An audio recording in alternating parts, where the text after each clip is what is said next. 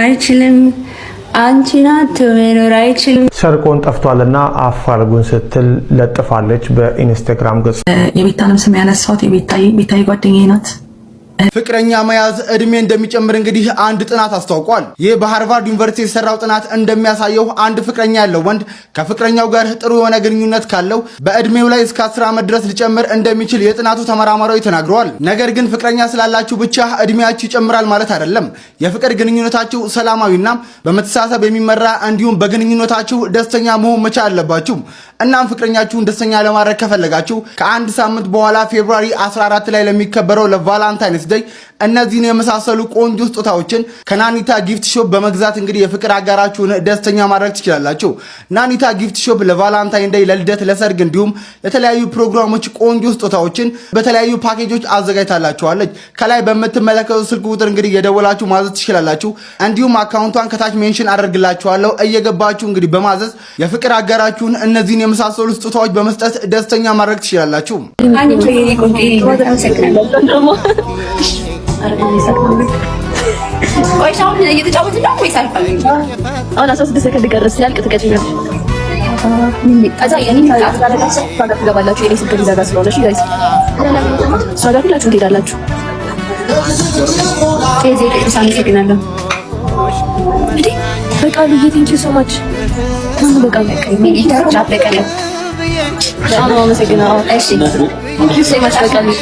እኔ ነኝ መቀጣሽ ተሸነፍሽ። ለምን አንድ ሺህ ምናምን በለች ላባላችሁ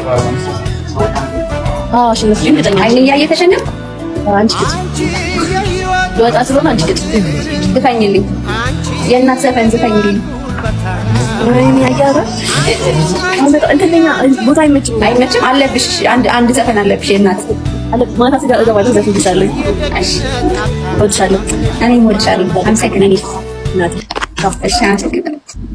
ኢቲናስ የምትባለዋ ቲክቶከር በኢንስታግራም አካውንቷ ትላንትና ከሰዓት 3 ስልክ አካባቢ ከቦሌ ሞጭልፎን ጠፍቷል ብላ ኢንስታግራሟ ላይ ፎቶዬን ከፌስቡክ አውርዳ ስለለጠፈች እሱን ጉዳይ ግልጽ ለማድረግ ነው። ይህ ነገር ቤተሰቦችን፣ ጓደኞችን፣ የሥራ ባልደረቦችንና ብዙዎቹን ወዳጆችን አስቆጥቷል። እኔ ንቄትቸው ነበር እንደ ኖርማል እንደ መፈጋገር ቆጥሬው ሁኔታው ግን ትልቅ የስም ማጥፋት ወንጀል ስለሆነ ጉዳዩ በሕግ እንዲታይ ጠበቃ ጓደኞችን ስላማከሩኝ ወደ ሕግ ለወስደው ዝግጅታችንን ጨርሰናል። ሕግ ቦታ ተቀርብና ያለችበትን አግባብ እዛው እንነጋገርና ጉዳዩን እናያለን ማለት ነው። አይችልም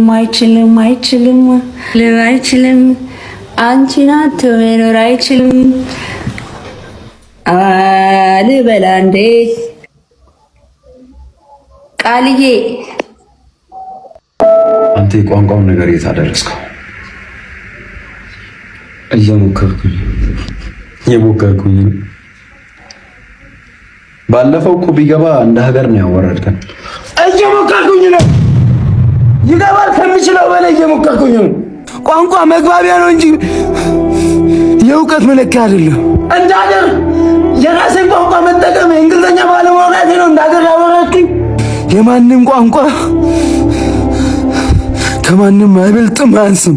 እየሞከርኩኝ ነው። እንደው አንተ ነህ እንደዚህ አይነት አስተሳሰብ ስታስብ ያዋረድከን። እነሱስ አማርኛ ይችላሉ፣ ትግርኛ፣ ኦሮምኛ፣ ወላይተኛ ይችላሉ። እየሞከርኩኝ ነው። እጄን አቅፌ እኮ አልተቀመጥኩም። እየሞከርኩኝ ነው። ይታያል። በኦንላይንም በአካልም እየሞከርኩኝ ነው። ይታያል። እየሞከርኩኝ ነው። ብገባ ልታበረታተኝ ይገባል። እየሞከርኩኝ ነው። እየሞከርኩ ቲክቶከሯ ዩቲ የአንድ ግለሰብን ፎቶግራፍ በመለጠፍ 3 ስልኮችን ከቦሌ አትላስ አካባቢ ሰርቆን ጠፍቷልና አፋልጉን ስትል ለጥፋለች በኢንስታግራም ገጿ ላይ። ይሄን ተከትሎ የህግ ባለሙያዎችን አናግረን ነበር። አንድን ግለሰብ ስልካችሁን ቢሰርቅባችሁ ተጠርጣሪውን መለጠፍ ይቻላል በማህበራዊ ሚዲያ? በኢትዮጵያ ህግ አይቻልም። በኢትዮጵያ ህግ መሰረት አንድን ግለሰብ ሌባ የማለት ስልጣን ያለው ፍርድ ቤት ነው።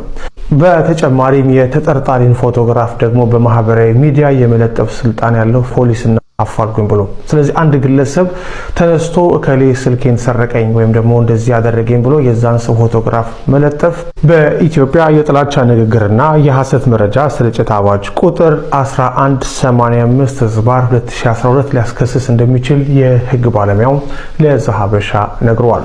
ይህ አዋጅ በሶሻል ሚዲያ ላይ የሚለቀቁ መረጃዎችን በጥብቅ ይቆጣጠራል። አንድን ሰው ያለ በቂ የህግ ማስረጃ ሌባ ብሎ መለጠፍ እንደ ሐሰት መረጃ ሊቆጠር ይችላል። ምንም እንኳን ስልኩ የተሰረቀው ከእርሶ ቢሆንም ህጉ ሌባ የመባል ወይም የማለት መብትን የሚሰጠው ለፍርድ ቤት ብቻ በመሆኑ እርሶን በግሎ የሚሰጡት ፍርድ በአዋጁ ሊያስቀጣውት ይችላል። እንደዚሁም ደግሞ በኮምፒውተር ወንጀል አዋጅ ቁጥር 958/2008 መሰረት አንድን ሰው ለማዋረድ ወይም ስሙን ለማጥፋት በማሰብ በኮምፒውተር ስርዓት አማካኝነት መረጃ ማሰራጨት ይከለክላል። የሌላውን ሰው ክብር ወይም ዝና የሚነካ ጽሑፍ፣ ምስል ወይም ሌላ መግለጫ በኮምፒውተር ስርዓት አማካኝነት አሰራጨ በሚለው አንቀጽ መሰረት ተጠያቂ ሊሆኑ ይችላሉ። በተጨማሪም የተጠርጣሪን ፎቶግራፍ እርሶ መልቀቆ ካለ ፖሊስና ፍርድ ቤት ትዕዛዝ ማስረጃ በማጥፋት ሂደት ላይ ሌላ የፖሊስ እንቅፋትን ይፈጥራል። በተለይም ተጠርጣሪው ግለሰብ ፍርድ ቤት በሚቀርብበት ሰዓት ላይ ከሳሽ ፎቶግራፊን ቀድሞ በማህበራዊ ሚዲያ ስለለጠፈብኝ መከላከያዎች ሁላ ተበላሽተዋል በሚል ሊከራከርበት ይችላል። እንዲሁም ተጠርጣሪው ግለሰብ በስም ማጥፋት ወንጀል እርሶን መልሶ ሊከሶትም ይችላል። በፍርድ ቤት ብዙ ጊዜ የሚያሸንፈው እውነት ሳይሆን ማስረጃ በመሆኑ እርሶ የለጠፉት ግለሰብ ራሱን ተከላክሎ ነፃ ቢሆን መልሶ ራስዎትን በስም ማጥፋትና የማህበራዊ ጫና ደረሰብኝ በሚል እርሶን ከፍተኛ የሆነ ካሳ ሊጠይቅዎት ይችላል።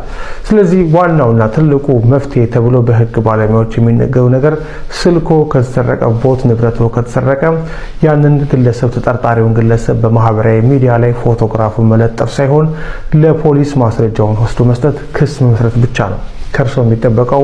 በማህበራዊ ሚዲያ ላይ ወጥቶ የራስን ፍርድ መስጠት ግን ጣጣው ብዙ ነው።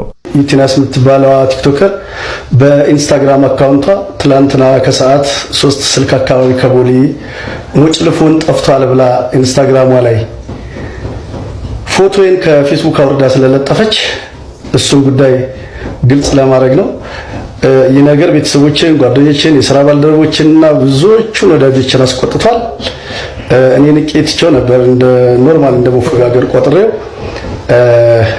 ሁኔታው ግን ትልቅ የስም ማጥፋት ወንጀል ስለሆነ ጉዳዩ በህግ እንዲታይ ጠበቃ ጓደኞችን ስላማከሩኝ ወደ ህግ ለወስደው ዝግጅታችንን ጨርሰናል። ህግ ቦታ ተቀርብና ያለችበትን አግባብ እዛው እንነጋገርና ጉዳዩ እናያለን ማለት ነው። የቤታንም ስም ያነሳሁት ቤታዬ ጓደኛዬ ናት፣ እህቴ ናት። በትላንቱ ነገር በተናገርኩት ነገር አስከፍቼሽ ከሆነ በጣም ይቅርታ። ጓደኛዬ ነሽ፣ እህቴ ከሆንሽ ተረጂ። እምልሽ ነገር ይሄ ነው። እህቴ ከሆንሽ ጓደኛዬ ከሆንሽ ከነ ስህተቴ ጥፋትም ሳጠፋ ጥፋቴን ፊት ለፊት ነግረሽ ተረጂ። እኔ የሆነ ጥሩ ነገር ሳረግ ከጎን የሆነሽ የሆነ ስህተት ሰራች ብለሽ የምትሮጪ ጥለሽኝ የምትሄጂ ሰው ከሆንሽ እምልሽ ይሄን ስህተትም ነው ካልሽ ትላንት የተናገርሽ ለምን ስሜን አነሳሽ? ስህተት ነው ካልሽ አም ሪሊ ሶሪ፣ በጣም ይቅርታ። የሰው ልጅ በሙሉ ጦጣ ነው። ሁሉም ሰው ጦጣ ነው። እኔም እናንተም ሁላችንም ጦጣዎች ነን። ሁሉም ጦጣ ነው ከባለስልጣኖች በቀር። እነሱ ጅብ ናቸው። ቅላቷ ኤ+ ሆኖ መልኳ F+፣ በኔ ክላስ አፍንጫዋን ትላስ 0 ሐላስ። መንግስት ቀጣዩን ምርጫ እንደተለመደው ማሸነፍ ከፈለገ በቴሌብር የተበደርነውን ብድር ይቅር ይበለን። የአዲስ አበባ ወርቅ በጣም ተፈላጊና ተዝቆ ማያልቅ እንደሆነ የአስተዳዳሪዎቿ ጉንጭ የሚናገር ሲሆን የነገው ትውልድ በወርቅ ብርጭቆ እንዲጠጣ የዛሬው ትውልድ አቧራ ይጠጣ ብለዋል። ኤቭሪ ሪስፖንሲብል ሲቲዝን ምርጫ ማካሄድ መቻል አለበት። የኛ ድርሻ እሱ ነው። የኛ ድርሻ ምርጫ መምረጥ። እኛ በምርጫ ስልጣኑን ለማን እንሰጣለን? ለመንግስት። ከዛስ መንግስት ይሄን ስልጣኑን በምርጫ ተቀብሎ ከዛስ ከቀጣዩ ምርጫ በምን ይጠብቀናል? በእርግጫ። የኢትዮጵያ ብረታ ብረት ኮርፖሬሽን ለፖሊስ የሚሆን ዱላ ማምረት መጀመሩ ተነገረ።